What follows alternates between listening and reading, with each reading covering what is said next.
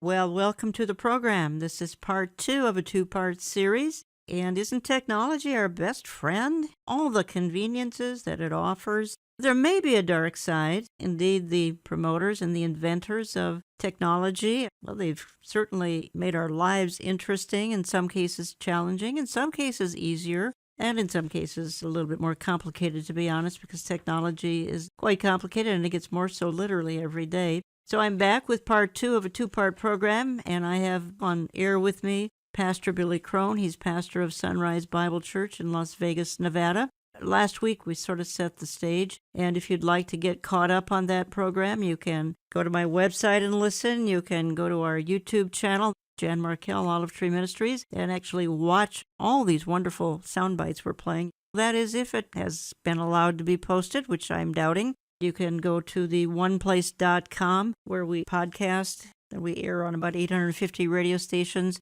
Pastor Crone, thank you for coming back again this week. Thank you, Jan. It's always great to be on.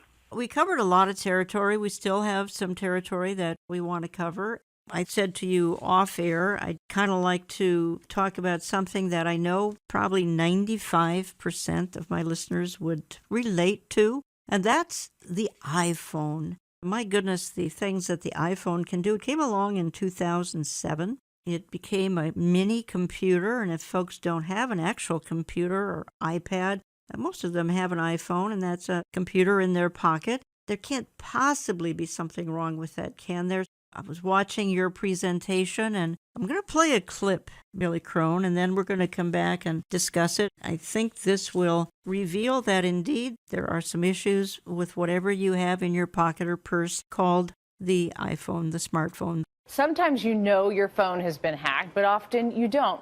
We sat down with some of the world's best hackers who showed us just how easy it is for them to get access to everything on your phone.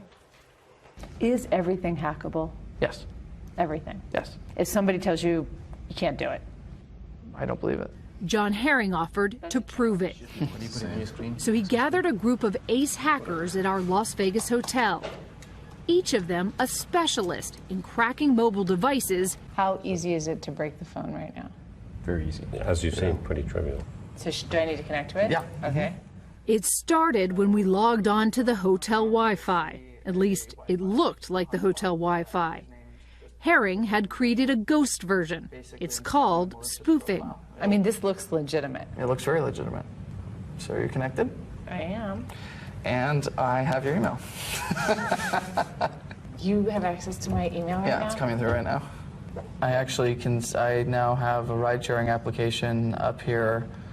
All the information that's being transmitted, including your account ID, your mobile phone, which I just got the mobile number, then more importantly, I have all the credit cards associated with that account.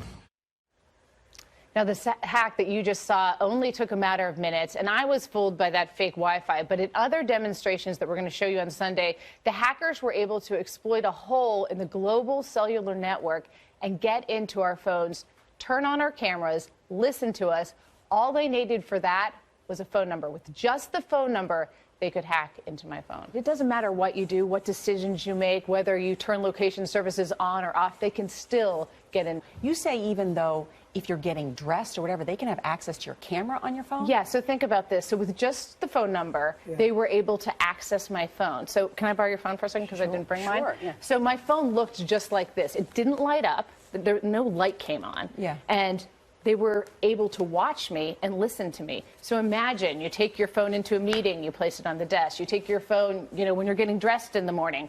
They could be watching you and you wouldn't know. My guest for last week in this says that the cell phone is the biggest big brother ever invented in the history of mankind, and we pay for it around the world. They track, they listen, they watch, they catalog information, our smartphones. And even impoverished nations, they may not be able to have computers, but Billy Crone, you reminded me they do have cell phones. Oh, absolutely. I was preaching in a conference in Florida, and I had some missionaries approach me, and they're the ones that turned me on to this reality. They said, not everybody has certainly a DVD player to play your teachings, and have you ever thought about getting a copy on a SIM card? And I said, why? They says, well, because, again, people in India, they don't by and large have a DVD player.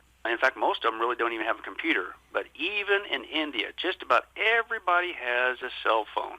And, of course, he was looking at it as an opportunity to get God's truth out with a SIM card that they could pop into their cell phone. But it opened my eyes to realize just how ubiquitous cell phones have become.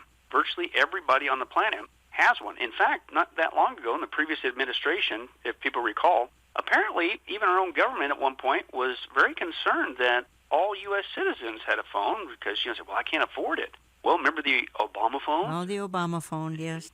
Why would the government want to make sure that everybody had a phone, even if the government paid for it, which really comes from us? But why? Well, because I'm convinced, Jen, when you take a look at the facts, and that's why I appreciate you playing that clip, because you start saying that, oh, smartphones, they're listening to you, they're tracking you, they're monitoring your every conversation and all your information. They'll say, you're a wacky conspiracy guy. That was an actual news clip from a legitimate source, and even they are saying, this is not coming, this is not a potential, it's already being done with the iPhone. And again, to use the analogy, it's called the iPhone, all right. If you want a better description, then supplant the letter I with the letters EYE, because it's Big Brother I tracking you with that device and monitoring everything about you. Does it apparently knows where we are at every moment? Is that true? Exactly, Jim. In fact, there's easy ways to demonstrate that. First of all, it's tied into a satellite system that's global. That's how you're able to make phone calls global on that cell phone, right? Well, guess what? That means they know your exact location wherever you're at. They have to in order to transfer that communication as well. So it's a global tracking device, and I can get into that deeper in a little bit. But also, you look at the services that you use on that cell phone. You tell me they don't know everything you do everywhere you are. Certain things that come with these phones, they have like the medical app. It not only knows where you are, it knows exactly what you're doing. In fact, it even knows how many steps you take per day. It literally is tracking you step by step. In fact, we're also able to demonstrate that even if you turn it into airplane mode, yes, that's fascinating. And even if you take out the SIM card, you're thinking, well, they can't track me with that. That phone is still tracking you, still cataloging information on you, including your exact whereabouts, including to the exact timestamp of when you get in a car and out of a car. And as soon as you turn those functions back on, put that card back in, turn it off airplane mode, as soon as it connects once again to the matrix, the internet, it uploads that information to them, and it never misses a beat.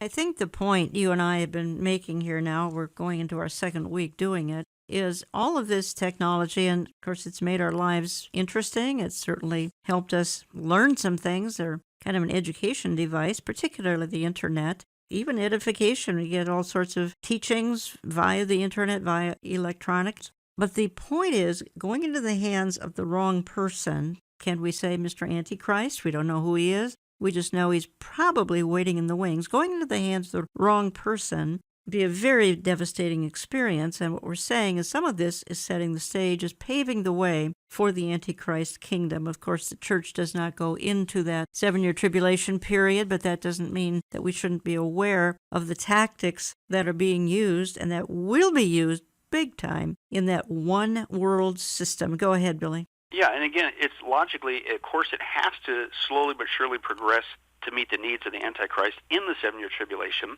Because think about it, it's like, okay, here comes the 7-year tribulation, here's the Antichrist, and then they sit there and go, you know what? I really need to start working on real quick on how to tie the world together, all the economies, the government, the religions, and the cashless society and the market. No, that stuff needs to come into play. And you're right, Jen, I'm not concerned about going to the 7-year tribulation. I'm not looking for the Antichrist. I'm looking for Jesus Christ. We get out of there before that. The point for the Christian is that means the 7-year tribulation is close. We leave prior to the rapture, so we need to be responsible as Christians, not fearful but faithful with what time we have left to make a difference for our loved ones and the people around us. But it's a step-by-step process. Right. And you go to the aspect of Revelation 13, and it clearly pictures a big brother, to use the term, type global scenario. Why? Because it says there that him and his religious cohort, the false prophet, are going to institute a system where it says they make, they force, they order, they cause people to do what they say, and in one instance mention, worship the Antichrist on a global basis. And not only that, if you don't do what they say, they're going to kill you. And of course, implement it with the mark of the beast, right? Well, wait a second. This is on a global scale. How in the world is one guy and his religious cohort going to know what everybody around the world is doing, what they're saying, and even whether or not when he dishes out a global order, worship me, that they even obey or not.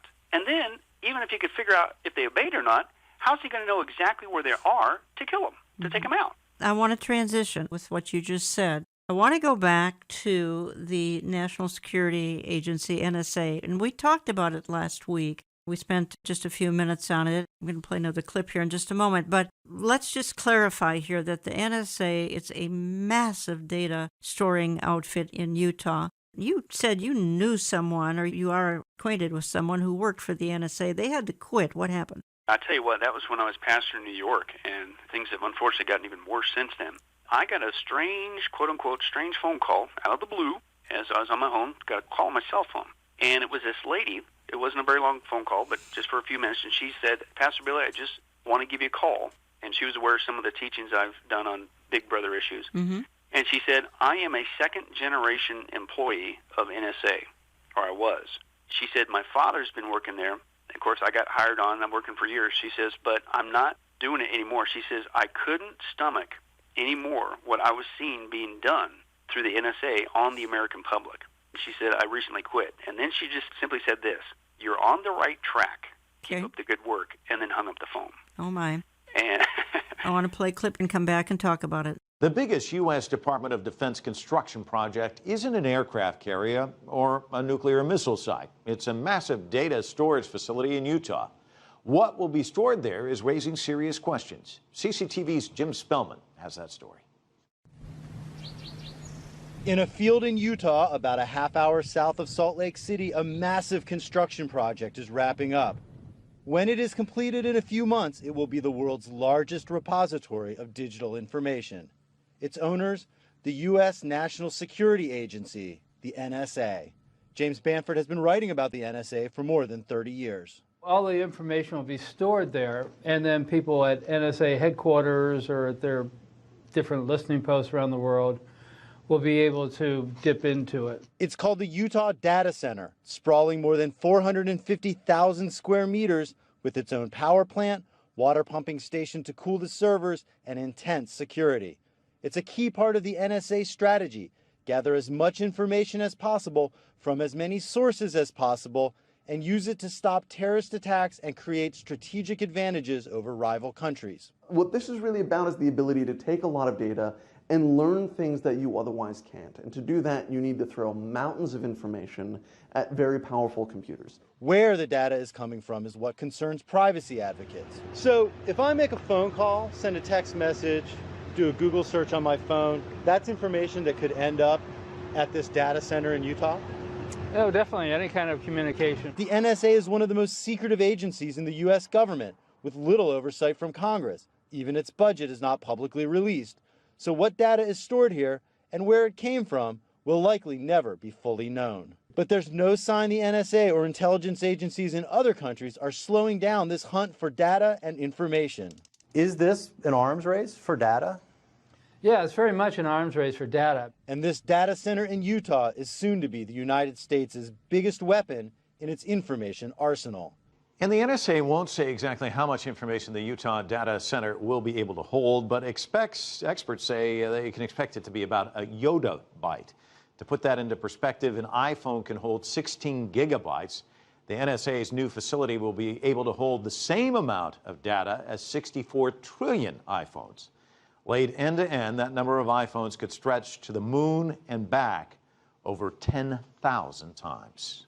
If you just joined me, you're listening to Understanding the Times Radio. I'm Jan Markell. I have online Pastor Billy Crone because we're carrying his 8 DVD set with 16 compelling teachings in my online store, olivetreeviews.org, olivetreeviews.org. You can call my office. You can get on our newsletter lists, e-newsletter, print newsletter to be advertised in those newsletters. Billy Crone is pastor of Sunrise Bible Church, Las Vegas, Nevada. Billy Crone, it's a Big Brother system, obviously. It's electronic monitoring, I would guess, trying to find out what our friends, our emails, texts, etc. But tell me a little bit more about this, because that call that you got was extremely telling. Yeah, it was. Most people don't realize this has been going on for quite some time. And again, the NSA, it says they're, quote, responsible for the global monitoring, collection, and decoding of information and data for foreign intelligence.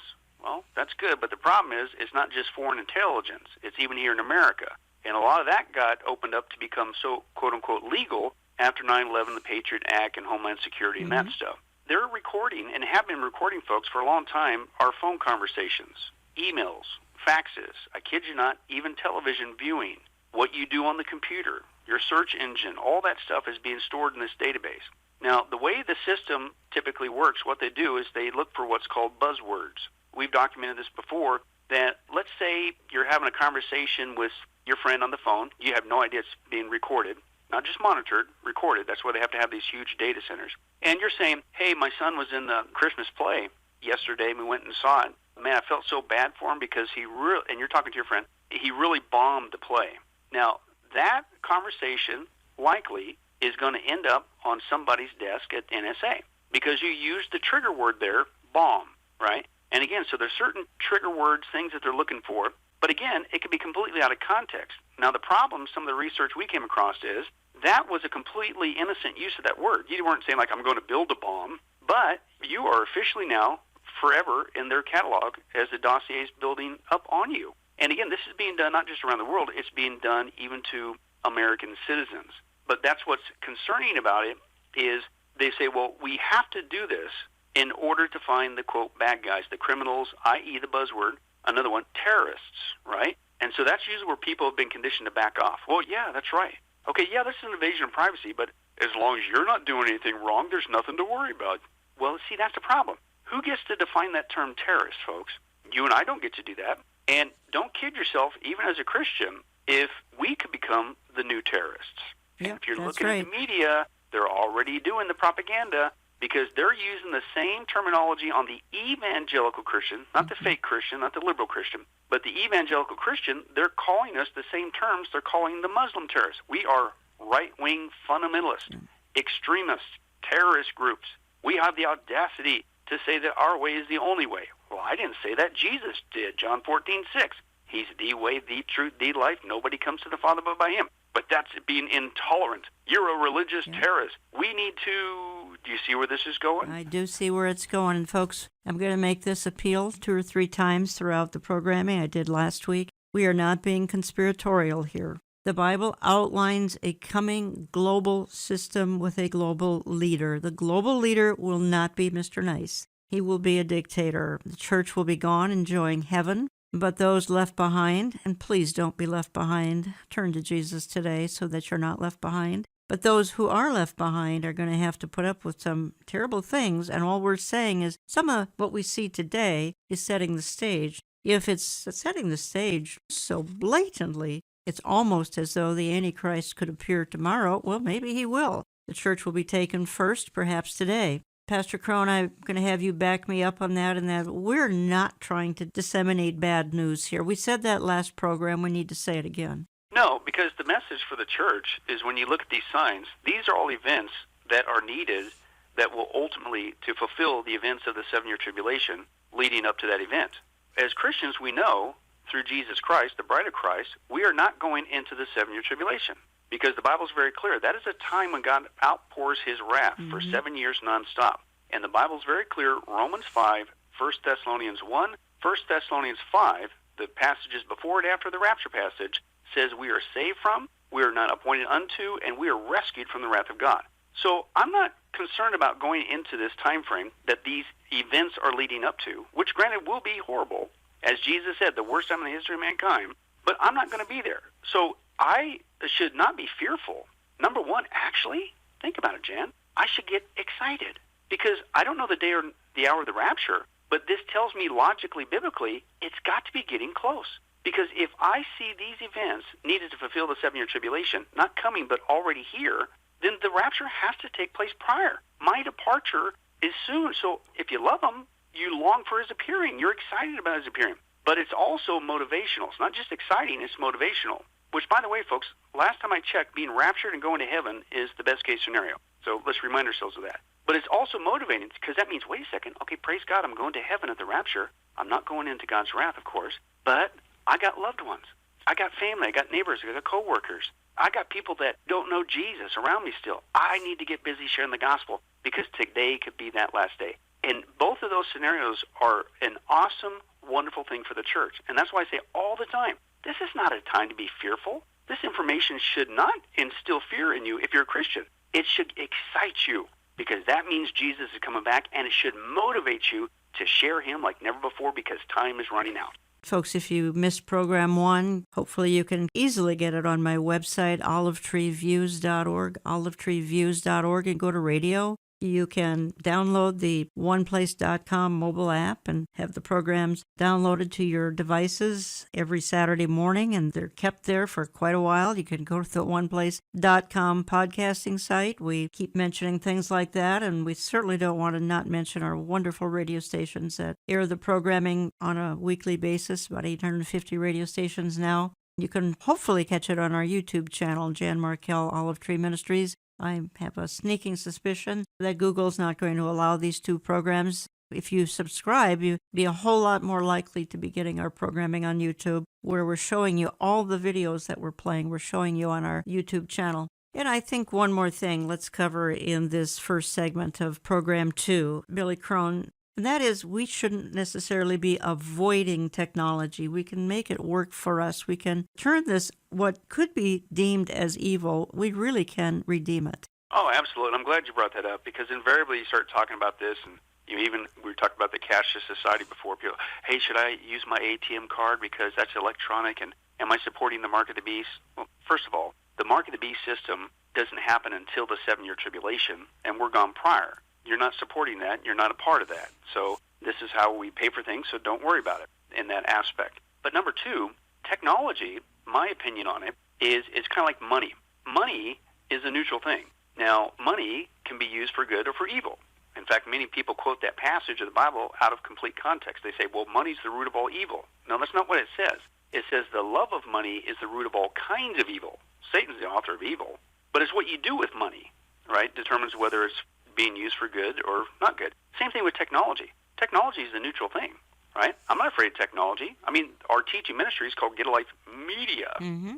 And so what do? This is our mindset. You're just going to let the enemy use all this technology, whether it be phones or computers or social media or things of that nature, and for his nefarious purposes, which we're talking about in these programs, or while we still have the freedom to use them, how about we use the same technology that we know the world is already tapping into, and how about we use it to share Jesus with them? So you use what the enemy certainly is using for good. We can use the same technology and do something positive with it. And that's our heartbeat. We have 2 different social media accounts, but it's not because I've got to get up there and watch people make sandwiches and the cat playing the piano on YouTube again. We use it to share the gospel, to keep people connected, because we know they're already going to be on it. Use it for Christ. We're heading into that in part 2 of this hour. We want to talk about how the social media industry is, again, everything you're doing on social media is being watched, everything, and being categorized, being put in various storehouses, being sold, everything you're doing, which we're trying to say, let's redeem it. We certainly can. We'll say more about that. Some other things we still want to talk about. What about sort of analyzing predictive behavior? And won't that be convenient for the Antichrist to have a tool where he can analyze predictive behavior? He'll even know who might get saved during that tribulation and who won't, depending on the kind of technology that's available at that time, which quite frankly could be tomorrow. We don't know. So there's still some things we need to talk about when we come back. We'll do that. We're taking a real short time out, back in just a minute or 2. There will be no place to hide. They will know everything about you, every moment of your, not just information, your likes and dislikes. They'll know you better than you. They'll know your exact location. You won't be able to hide. You won't be able to run out and to make it to some bug-out shelter. You won't be able to go anywhere. The only way to, quote, escape is not a bug-out shelter, is to receive Jesus Christ, your Lord and Savior. If you miss a program, catch it on our website, olivetreeviews.org. That's olivetreeviews.org. We have a visual YouTube where you can see the program on our YouTube channel at Jan Markell and Olive Tree Ministries. You can also listen at your leisure at oneplace.com and also download their mobile app. The program will be sent to your devices Saturday morning. We try to equip the church to be end-time believers and watchmen on the wall. Here is Jan Markell. What have Facebook been up to, and why does it even affect people not signed on to Facebook? Web developer and surveillance expert Sander Venema joins me via Skype from Zwolle in the Netherlands. Sander, welcome back to Going Underground. So what have Facebook done to trample over European privacy laws? Well, there was a report that was published by the Belgian Privacy Commissioner about Facebook's tracking behavior, and more specifically the social plugins that they use. And these are the sort of, the like buttons and share buttons that you can see on millions of websites across the internet. And these are loaded in from Facebook's domain name, and that basically places a cookie, Facebook places a cookie on your computer whenever those buttons are loaded in. So if you press like on one of those like buttons, which doesn't even have to be on a Facebook site, it can be anywhere. It could be asking your ideology or your vote, your political persuasion. It all gets stored on your computer, and this is what the European regulators are worried about. Actually, before you click like, when that like button is loaded in, so you load up a website, it has the like button on it. Before you even click on it, information went to Facebook. And Facebook then places a uniquely identifying cookie on your computer, which they then subsequently use on all of their other sites with Facebook like buttons to map the sites that you visit, basically, and thereby map your interests. And welcome back. Sign up for my various newsletters, won't you? We talk about these kinds of issues in my print and e-newsletter, and I think you'll be informed and edified by them. If you write to us, tell us what station you're listening or how you listen. Maybe you're a podcaster, maybe you're listening to one of our networks, maybe you're a YouTuber. We're so glad to always hear from the various sources and how you listen. It helps us better plan here in the office. My guest for the last week and this has been Pastor Billy Crone. He pastors Sunrise Bible Church in Las Vegas, Nevada. You can learn more at getalifemedia.com, getalifemedia.com. And what I've tried to do for 2 weeks is, actually, we kind of talked about this a little bit a year ago. It's so important that we keep up to date with who's kind of looking over our shoulder. And Billy Crone shared some of this at Understanding the Times 2018, as did Eric Barger. They have some similar information in their presentations, and I just consider both to be very cutting edge and very essential. And I found it interesting in 2018 that when Pastor Crone here was showing some of his information on artificial intelligence, some of the workers in the church that we use every year in a suburb of Minneapolis, the teenagers, maybe early 20s, where they were lined up watching the screens, the television screens, showing the presentation in the auditorium, because they were fascinated, the things they love to tap into. And where are they going with technology? How can they be misused? I think this is a message really, though, for all ages, because today all ages are involved in some kind of technology. I'm sure that's safe to say. Billy Crone, let's move into the issue of social media. And I think we need to stress that this is a vast data gathering outfit at the various social media platforms, be they Instagram, be they Twitter, be they Facebook. I'm going to play a clip in just a minute. Why don't you intro how you handled it in this 8 DVD set that we carry in our store? Well, Facebook, I have another name for them based on their behavior. Tracebook. Yeah, exactly. I call it Tracebook. And that's exactly what's going on, folks. They are tracing you, and certainly with the information about you. And think about all that we volunteer up to this giant entity, this global entity, that at last count has 2.45 billion. Billion users. with a B. Yeah, around the planet, and it's growing every day. And that's just Facebook. There's Twitter, and there's Snapchat, and all these other ones out there. But they are cataloging all kinds of information, right? They know your likes, your dislikes, because you tell them, I like that, I don't like that. They know your friends, your contacts. They know where you are because you tell them where they are. And it's called Facebook for a reason, folks. You also give them your face, multitude of shots. And, folks, this is all being cataloged and building dossiers on us. Now, they say, well, we're just using this to sell you stuff. And there is that aspect, which I still find very uncomfortable, personally. But it's beyond that because it's huge databases, and there's already examples that when push comes to shove, other entities can order these social media entities to give them the information that they're building on people. Facebook knows us better than us. In fact, Facebook and other large entities like Amazon, their goal is to not just know everything about us, but know us better than us so they can predict our behavior, including buying and shopping habits and things of that nature. Again, the other concerning thing is not just our likes and our dislikes, our contacts and political persuasions, religious ideals, and all that stuff. But again, it's the face aspect. You can't hide in this system. In fact, anybody that uses Facebook, as an example, you'll notice that they will actually notify you, and they'll actually say, and they'll send pictures of you out and about, maybe other people that took, and you were included in the photo that you don't even remember or recall, or you're out and about in the public, and then they come to you and say, hey, is this you? Now, they already know. In fact, I've been amazed personally. Some of the ones that they throw back at me on our ministry account is it's like a half or even a quarter of my face, but yet they still know it's me. That's how sophisticated this technology is. In fact, we share video clips from secular people who tried to fool Facebook and their facial recognition software. They actually would put on disguises, and yet Facebook knew it was them. Let me build on that because it's talking about Facebook's facial recognition. Facebook knows literally hundreds of millions of faces. Science fiction almost got it right. Face recognition technology has become part of daily life, but except instead of controlling security access to top secret spy facilities, the technology is being used to identify the people in that crazy picture from last weekend's beach party. It's all happening, of course, on Facebook, which has been quietly using face recognition software on every photo you upload. Facebook knows me. It knows my friends. It tracks what I like, where I live. It knows my sisters are Christy and Laura.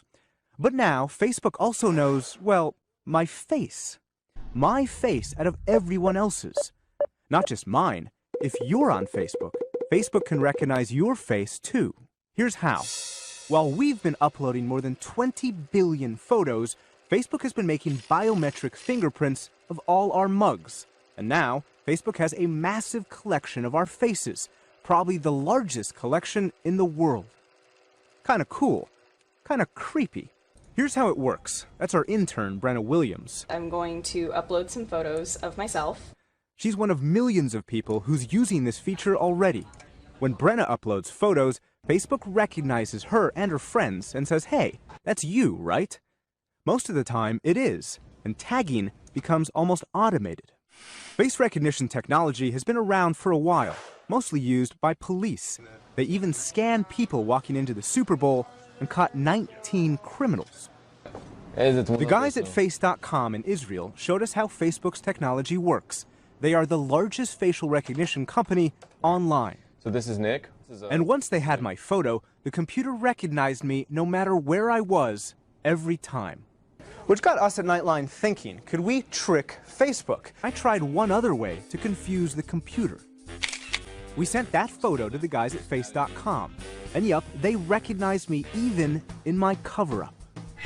Which just goes to show that a disguise may fool your friends, but it probably won't fool Facebook. Okay, want to comment on that, Billy Crone? Jen, that sounds like something if you lived in communist Russia or China or something, but folks, this is the United States of America. And we've been duped into giving these people this information that we think was innocuous and we thought was secure and we thought it was just for fun and entertainment, for social needs. Folks, that's all a smokescreen. It's being used against us. It's in these huge databases. And again, it's our profile, our face, not just the information, but our face, hence their name. And if you don't think that that will be used to build a dossier on somebody to determine whether or not they can get a job, whether or not they can buy and sell the Antichrist system, you're fooling yourself because it's already being done.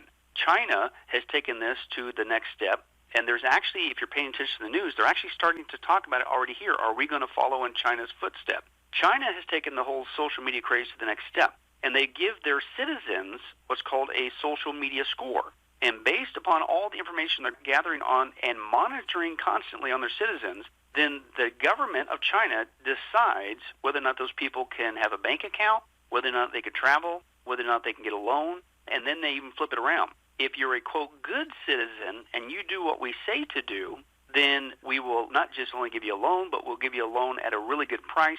We'll let you travel, and they even throw out this one. They say, we'll even, for those of you using dating sites, we'll bump you up to at a higher level to get a better date or spouse, whatever. China is already doing that, and China is also, not just with the information, giving people a social credit score to determine whether they get a job. But even here in America, most people don't get this.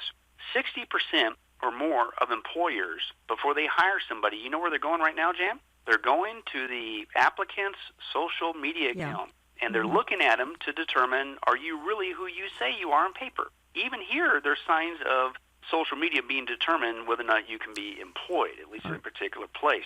But it's also, China is combining it with the facial recognition system so that if you're a citizen in their country, you not only get a social media score, but if you don't do what they say, they're going to know it because they'll find your face anywhere in public and they'll monitor you and either restrict you, or in their monitoring of you, that's when they find out you're being a, quote, bad citizen. In fact, we share a news clip of a reporter who put China's facial social score credit system to the test to see just how good it was. And he gets there into one of their large cities. He submits to the system just a picture of him. They put it into China's database system, and then he takes off. And so the test was, how long would it take China's system to find a complete stranger in this city that's well over 1 million plus people who's never been in their system before? They found the guy. He took off running, roaming the city. They found the guy and didn't just find the guy. They literally hauled him away with police in 7 minutes. That's how accurate their system is. Now, again, our own media is saying we are showing signs here in America of soon doing the same thing. But Facebook, I played the clip. They can track those who are not even on Facebook. How is that possible? Talk about sneaky. Gee, you wonder why this never made the congressional hearings. Facebook is so sneaky about their cataloging of behavior and information on people and monitoring. The clip that we got wasn't even from America. We had to get it from Europe. At least Europe admitted this. Facebook is found a way that they are tracking you even if you don't have a Facebook or any kind of a social media account, period. And the way that they do that is if you're online, period, and any page you go to, and if it has a Facebook little like button or Facebook logo thing in there, that actually enables them to track you. And it sounds crazy, but that's what they're doing. So think about it, folks. Name one page, basically, you go to, I don't care where you go, that doesn't have a Facebook icon or like button on it. They're everywhere. Yep, they're everywhere. You're right. So Facebook has found a way to track you even if you don't have an account with them. But you do have to be online. Well, exactly. And that goes back to the premise. Listen, I'm not afraid of that. And frankly, I know that the stuff that I'm doing, the conversations, my computer act, it's all being tracked. But it's not a time to be fearful. It's a time to be faithful. And the enemy is using this technology to communicate bad things to the planet. How about, while we still have the freedom, use it to communicate good things, i.e. the things of God to the planet. Yes. So that's my focus, and that's, I think, where we should be as Christians. Yes, and I think we need to emphasize that we need to redeem the things that we're talking about that may sound ominous. We can redeem them. Let's, while we have the time, because our time is winding down, I played a little clip a little bit earlier about the, let's just call it the eye in the sky, the satellite systems in the sky. Now, some of these things are doing some great things. They really are. They're for the benefit of the world. On the other hand, Live Earth is a real-time mapping platform for visualizing time series data and live data streams. Live Earth delivers real-time situational awareness to help organizations make time-critical, data-driven decisions, leveraging information from disparate sources. Live Earth helps correlate events and uncover patterns and trends by synchronizing weather radar, traffic conditions, connected cars, transportation sensors, video management systems, shot detection sensors, and more. This touchscreen software is built with an intuitive interface that requires little or no training because it borrows concepts from your smartphone and tablet, like pinch and zoom maps and an interactive timeline, much like you already use to record and play back your favorite TV shows. Live Earth also provides instant replay, which lets you play, pause, and rewind geospatial data over time to quickly reconstruct recent scenarios. Live Earth is configurable and extensible, allowing you to add and remove data sources, live feeds, and map layers to suit your operational needs. Live Earth's advanced visualization delivers the right information at the right time, helping you make the right decisions. With Live Earth, you can see all your streaming data in one place to quickly understand what's happening and act fast when it matters most.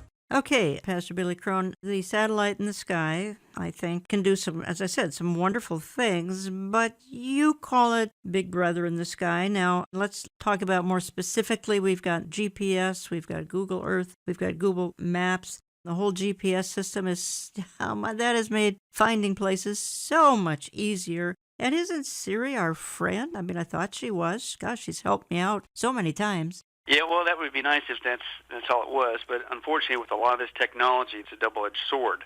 We're sold that it's going to be for our convenience and for our good, but there's a horrible side effect, and it becomes a big, giant Big Brother monitoring device, including satellites in the sky.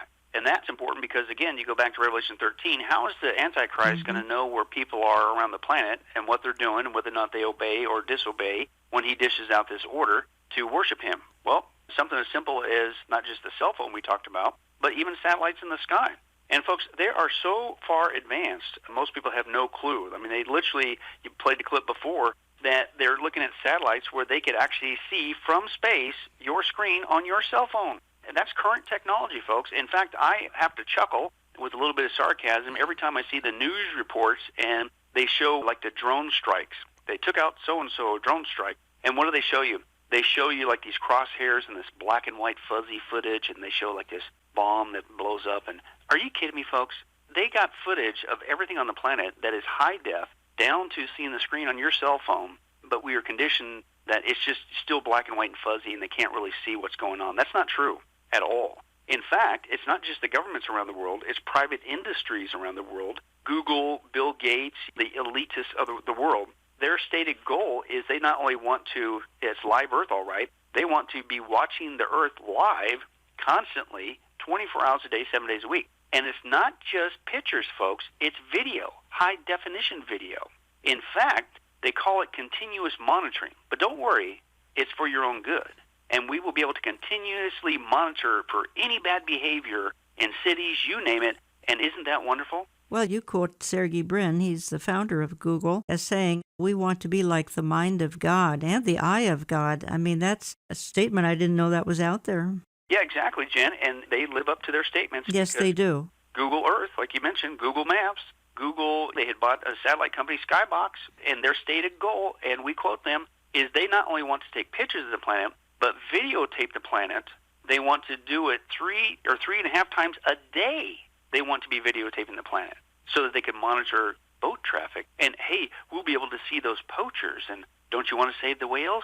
Well, again, I'd say there is some good that they are doing. I really want to emphasize that. But it's sort of like there's no place to hide. And certainly during the tribulation, there will be absolutely no place to hide. That's why the appeal of these 2 hours, folks, has been come to Jesus Christ today so that you can avoid all of the things that we're talking about that blossom in the tribulation. We're seeing evidences of them now big time. This is a foreshadowing of how life will be during that 7-year time of absolute hell on earth for those who have rejected the Lord Jesus Christ. The GPS is basically, it's a tracking and storing piece of data, more tracking and more storing. They have convinced really the world that all of this is for our good. I think that's the conditioning that's very interesting, Billy Crone. Yeah, it is. And it's a dovetail your statement, Janet, that the whole point is for the Christian, it's not a time to be fearful, but it's time to be faithful. These are events that are going to lead up to the 7-year tribulation, which Jesus said, obviously true, I agree, the worst time in the history of mankind. Okay, you don't want to be there. But if you're not a Christian, this information should, frankly, lead you to Christ. You need to get saved and get saved now. And it's also important when you look at this big brother aspect, because how many times do you hear from the non-Christian, oh, you Christians are a bunch of wackos. But I'll tell you what, I'll make a deal with you, quote unquote. If you Christians disappear at the rapture, then I'll know that everything you were telling me was true, and then I'll get saved then, or I'll just try to hide out from this horrible system you're talking about from the Antichrist. You can't hide. When you take a look at the big brother technology, as you said, Jen, there will be no place to hide. No. They will know everything about you every moment of your, not just information, your likes and dislikes. They'll know you better than you. They'll know your exact location. You won't be able to hide. You won't be able to run out and to make it to some bug-out shelter. You won't be able to go anywhere. The only way to, quote, escape is not a bug-out shelter, is to receive Jesus Christ, your Lord and Savior. That's what this information should lead you to do. Absolutely. There's probably one area that we can at least refer to it, and that is some of the items that our listeners have in their homes. Great convenience. Alexa's playing my radio program. I mean, why shouldn't I like Alexa? You can talk to her and she'll turn on Understanding the Times. So will Miss Siri. She'll turn on Understanding the Times radio in a nanosecond. I think you're saying in this presentation, and again, the series itself is 8 DVDs with 16 compelling teachings on modern technology. Folks, you can find it in my store, olivetreeviews.org. You can call my office, or you can learn a lot more about it. You'll find that at getalifemedia.com, getalifemedia.com. Really, the home assistants, yes, they're always listening and sharing our conversations. Is that right? Oh, absolutely. And again, we're just sharing actual news clips. It's there in the news, and people are paying attention. And they're admitting, and they're also admitting that the manufacturers are not telling the people what they're really doing with these devices.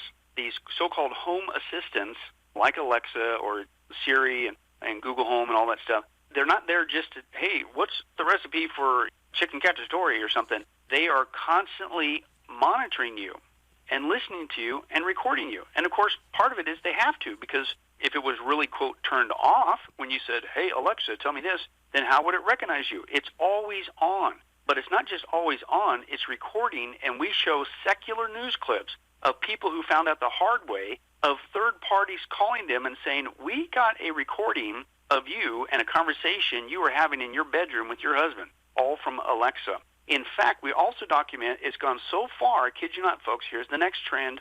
These home assistant devices like Alexa are not just always on and always recording. They're now being called into actual court cases as evidence of people's behavior. And people say, well, I didn't harm that person. I wasn't even there. They actually, does the person have an Alexa? They pull up the records, and they will find out whether or not that was true. That's already happening.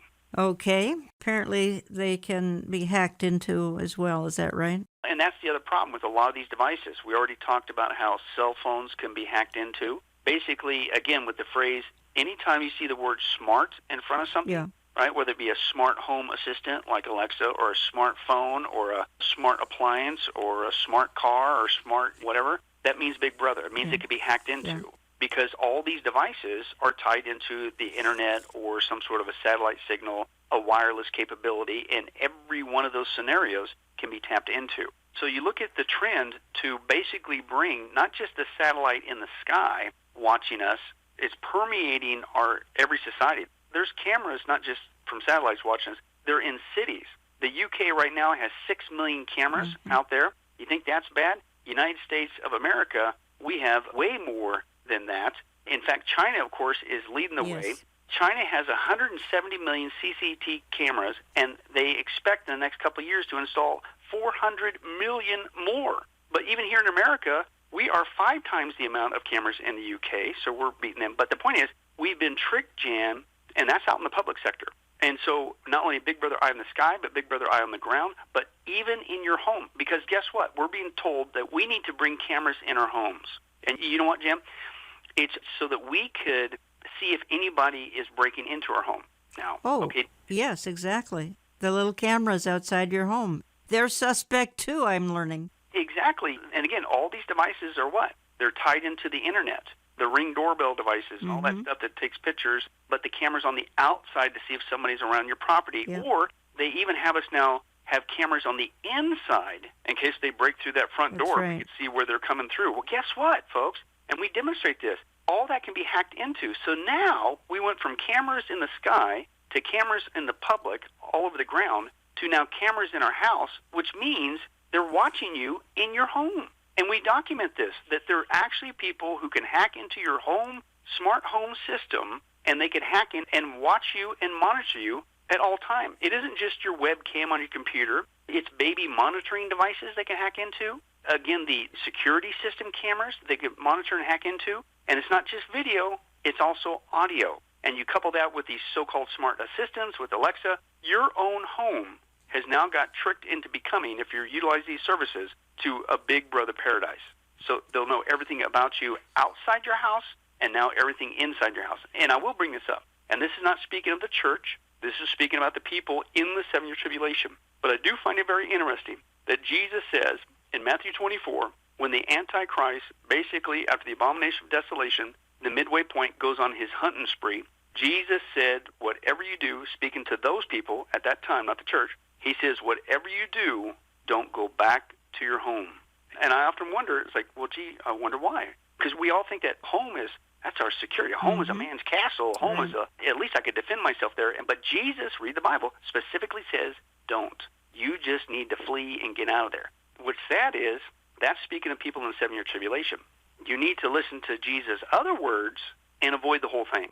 And that is this: if you would call upon the name of the Lord Jesus Christ, ask him to forgive you of all of your sins, trust in his work and his work alone on the cross to forgive you, confess him as Lord, believe in your heart that God raised him from the grave, that the Bible says you will be saved. And you're not just saved from sin and you receive forgiveness of sins, but you're saved from what? You're saved from the 7-year tribulation, and you won't go there. That's the only way to get out of this mess. It isn't by buying more security equipment. None of that is going to work. Read the Bible.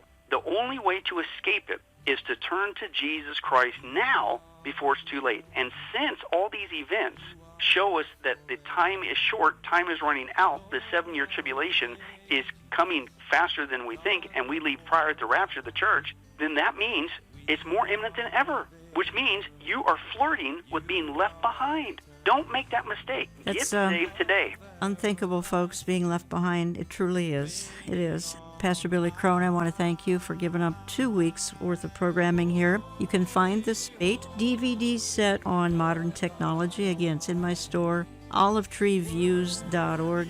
Learn a lot more at getalifemedia.com. That's Pastor Crone's website. Get on my newsletter lists, and products will be offered there as well. Here's the thing going out of the program here. For 2 weeks, we've talked about having literally no place to hide. In a sense, that's the case now. Certainly, as we've emphasized, that's the case in the tribulation. But the believer right now can take shelter under the shadow of his wings, as it says in Psalm 91:4. Arrows may come at us and even hit